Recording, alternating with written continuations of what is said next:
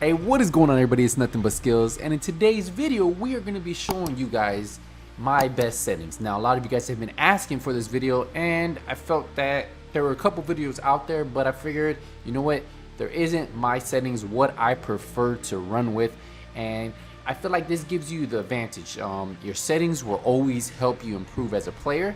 Like, say if you're a good player, you're just gonna become a better player. Now, say if you're a horrible player, you might actually stay a horrible player, but you know what we're gonna get into the settings. So all you have to do to mess with your settings is hit the option tab or the option button on your controller, and that's gonna bring you to the control settings. So now most of these settings can be used for controller and for PC a little bit, but mainly we're looking for, this is console controllers that you guys would be messing with here. So if you're using a controller, these are my current settings. Now, for the button layout, I always like going with tactical over the default, and the only difference here is the R3 button. Yes, the R3 button is going to be crouch, prone, slide, versus the circle. Well, the circle is going to be melee, but if you go default, then you have crouch, prone, slide on the circle, and then melee on R3. I personally like the tactical setup. Some people like the default setup, and then if they're running some type of scuff controller, they just run the paddles, right? So tactical is definitely where I like to be with my setup here. Now, for the stick layout, I go with the default stick layout. Vertical look, I leave it disabled. Dead zone, I personally like 0.05. This is something that you always have to play with. You need to play with your dead zone depending on your controller, so definitely play with this a little bit. I think 0.05 is the default. That's what I usually go with. Now, for battle royales games, I always find that having stick sensitivity down less than what you usually have it at always works better, because a lot of your fights honestly are mid to long range, and then sometimes you have those close range battles, but it's not too many that you have to spin around and shoot multiple people like you do in the multiplayer, right? So my stick sensitivity is 6.6. I've heard people going low as 4.4, 5.5, 6.6 is what I like. Now, if you guys like fast sensitivity, well, that is up to you. You can crank this all the way up, but I personally 100% like 6.6, and this is what I've been running with. For my ADS sensitivity multiplier, I've been running with 1 on the low zoom, and then on the high zoom 1.25. Now, this is definitely something that you guys need to play with. Just like the stick sensitivity, you need to adjust these to your ability. So this is what I currently run with right now. For my aim response curve type, I go with the standard. Some people like the linear, dynamic. That is another thing that you guys need to check out, but I personally like the standard. And then for controller vibration, like, I always like having mine disabled, but if you like the rumble in your sticks, well, you might want to go enable, but yeah, disable. For aim assist, I go with the standard. This is the traditional aim slow down near target. I find this one to be the best out of all the settings in the game. For the weapon mount, I like to use double tap ADS. Some people use just ADS. Some people use ADS plus melee. Double tap ADS seems to be what I run with.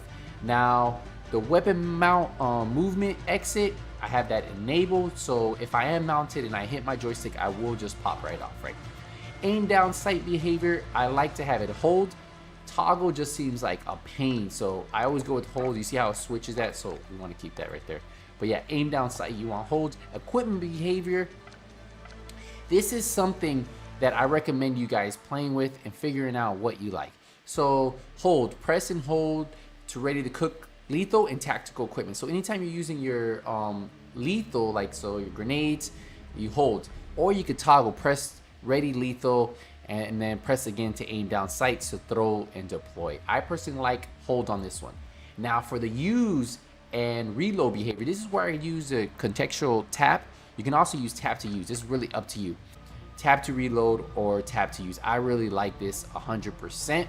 And if you are holding the button, it always reloads. So you can pick between tap to use, contextual tap. I'm gonna let you guys decide there. Now, depleted ammo weapon switch, I have this on enabled. Weapon automatically switches when you are trying to fire while ammo is depleted. Some people like the disabled, I like to put enabled. For the slide behavior, I went from hold to tap. I definitely like the tap. All you have to do is tap the button and you automatically slide while you are sprinting. Now the auto move forward, I disabled this one. Some of you guys might like the enabled. We go to automatic sprint. I like the automatic tactical sprint. Now move forward while sliding to make your character automatically activate tactical sprint. We head down to vehicle camera recenter. I have this enabled. The parachute auto deploy, I have this enabled. If you feel like it deploys when it shouldn't, well then you can disable it. This is really up to you, right? But it says this option is only available in multiplayer, ground war, co-op, and Warzone modes. Of course, the ones that you are disabled. But that is my setup for my controller. There are a couple more settings that I do with general, and we'll do the audio settings real quick too. So something I recommend for if you guys are having trouble seeing, making your brightness on your game could make a night and day difference. I use monitors, so 52 seems to work with me. But if you are having trouble seeing enemies, blast that bad boy up. Now for film grain, I have 0.25, and then where I do like to change it is the colorblind settings. I definitely like this setting right here.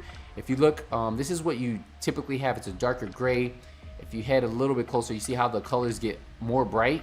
This is what I like. I feel like this one's too blue, but this one right here is perfectly fine.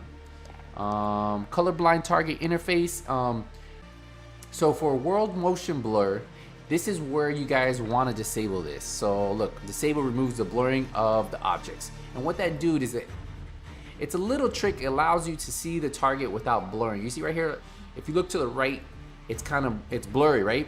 Well, if you disable it, you never have to really worry about not being able to see the object. And the same thing with weapon motion blur, that I would disable too. So these two I would 100% disable. It's really up to you, but I feel that this gives you a little bit of advantage. So I really recommend you guys changing these two settings.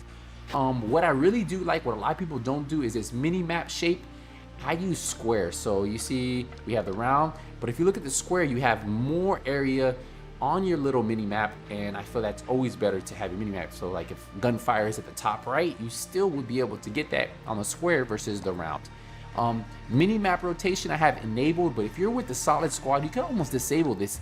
And then if you say he's north, everybody looks on their mini map and they know exactly what you're talking about. If you say west, they'll look on their mini map, but that everybody would have to disable this.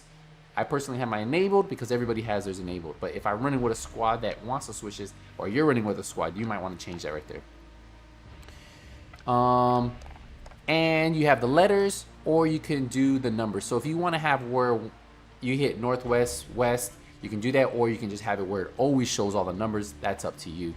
And then for text chat, I always disable mine just because it gets kind of crazy sometimes. It gets in the way. I feel like no need to have it on there. And then the last but not least is the audio settings. For my audio mix, I run boost high, and I feel like that has been the best. That has been actually the best for listening to sound.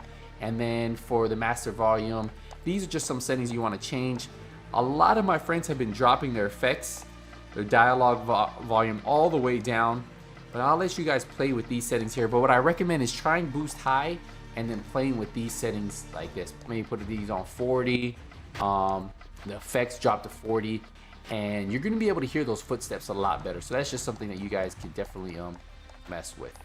Now everything else is up to you, but those are the main settings that I would recommend changing, and those are my best settings when I'm playing Call of Duty Warzone. Let me know what you guys think, what changes you guys make, what sensitivity settings you guys like using. Was there an option that I didn't change that you guys think would be beneficial for you guys? Let me know in the comment section. Let me know what you guys think about Season 4, which just started. I'm excited to dive into it. I've been working, so I haven't had a chance. So that is going to be the next thing I do is get a couple games in of the new season, start working on my battle pass, because I just got my battle pass, but you can see I'm only level 1. But hey, if you guys enjoyed this video, make sure you guys leave a thumbs up. And as always, guys, I appreciate all the support. If you're new, hit the subscribe button. But until the next one, nothing but skills is out.